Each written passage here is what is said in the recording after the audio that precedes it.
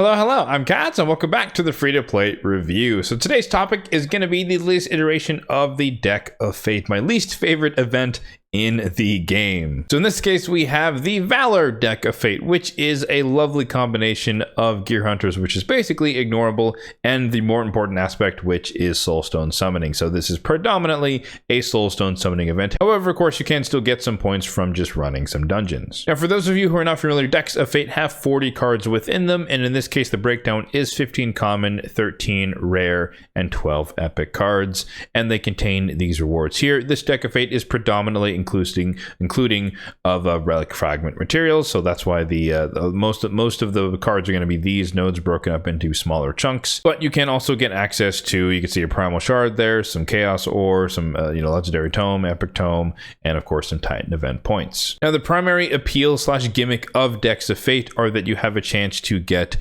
or if you can get 3 of a kind in a row, then you can get some extra rewards on top of the rewards you already get from flipping the cards. So, if you get 3 commons, you can roll in this table, 3 rares, roll in this table, so on and so forth. And this does feature the pinning feature, meaning that you can preserve a streak of rare or epic cards, and you will want to preserve particularly the epic cards over the rare cards, and especially over, of course, the common cards. If we scroll all the way down to the bottom here, you can see the breakdown of the Gear Hunter section as well as the Soulstone summoning section. And this is a relatively good return on your investment for Soulstones in a vacuum, because you're only getting 90% of the peak rates that we have seen. So that would be 5,000 for the Eternal, 1,000 for the Immortal, and 100 for each Mortal Soulstone that you open. So the return there is good in a vacuum, but again, it depends upon your goals. If you don't really care about the relic fragments, if you are saving them for a guaranteed event for one of the assassins, which we expect to be the case, but that is not guaranteed, so don't quote me on that. And if you, more importantly, if you don't need the Titan event points,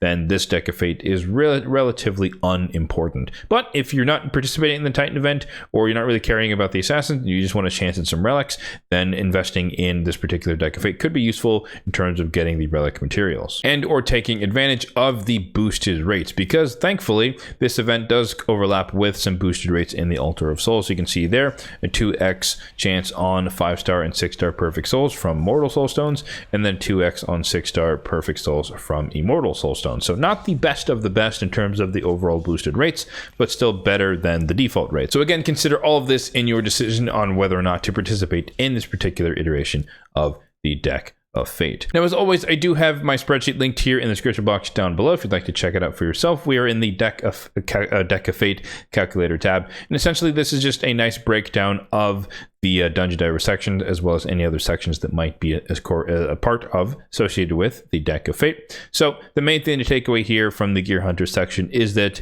this is the average amount of currency you'll get per run for each of the most applicable stages of dungeons. So normal mode 20, 24, 25, hard mode stage 6, and hard mode stage 10. Or if you'd prefer to look at it in terms of currency per energy, then this just points out that stage 20 on normal is still the most efficient stage in terms of efficiency, currency per energy. And then over here on the right, the applicable table is the Soulstone summoning section, where we have the nerf applier, as I talked about earlier, being at 90% of the peak rates. So again, a decent return in a vacuum on your investment in terms of the Soulstones that you might want to offer up for this event. And then below that is the amount of each Soulstone you would need to open in order to redeem all 40 of the flips exclusively through Soulstone summoning. But of course, you can obviously take advantage of the Dungeon Divers Gear Hunters aspect and just wait until the last day to pull the Soulstones to minimize the amount of Soulstones you'd have to use if you wanted to be more efficient with your resources. Or you can just blow through them all on day one. It's really up to you and what you're willing to invest in. So in terms of my particular plan, this event is going to go on for the next 4 days, but I'm not really going to go that ham on it. I originally said that I intended to do the Deck of Fate relative to this Titan event because I was anticipating that it was going to be like the one for Raphael with the Teenage Mutant Ninja Turtles collaboration, where I guess that technically was outside of the Titan event, so I should have known better. But nonetheless, I was hoping this was going to be a guaranteed event for one of the assassins, but since it is not, and I expect that whenever that Deck of Fate comes around, if it comes around, is also going to be Soulstones, I'm going to be saving up my Soulstones for that one and not wasting them, air quotes, on on this one in particular. So for me, this is a hard skip. However, I will be taking advantage of the fact that I do have to be running some dungeon tournaments already for the sake of the Titan event in general, the Odyssey Titan event to be more specific.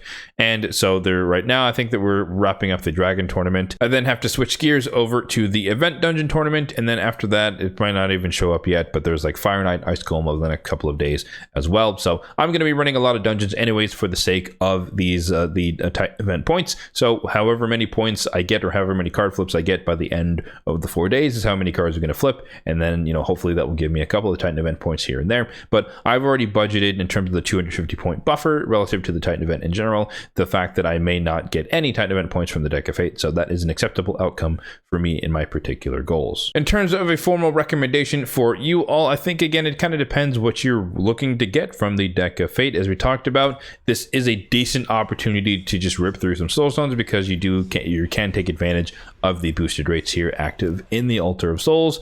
Are you interested in the event relics in general? Are you interested in just having more relics on your account? Then that could be useful. Do you need the Titan event points and other things? Do you want to just flip all the cards because you want to complete a Deck of Fate? Whatever you think is best is the best decision for yourself in your situation on your account. However, I will always recommend that you hold off on pulling your Soulstones until the last day. Again, just because you could take advantage of the fact that you probably are already running some sort of dungeon and or the campaign to get some dungeon divers credit, which will offset the total amount of Soulstones you would need to pull. Again, just to be a little bit more efficient overall with your resources. So yeah, that's going to do it for the free-to-play review of the Valor Deck of Fate. Let me know in the comment section down below what your plan is relative to this iteration of the Deck of Fate. Are you going to go for some flips just by participating in some dungeon tournaments over the next few days? Are you going all in on your Soulstones because you want some of the event relics? Let me know what your plan is in the comment section down below. As always, if you did find this video helpful, be sure to hit the like button down below. It really does help out the channel. And feel free to hit the subscribe button down below as well, if and only if you're enjoying the content overall on this channel for more content just like this one in the future.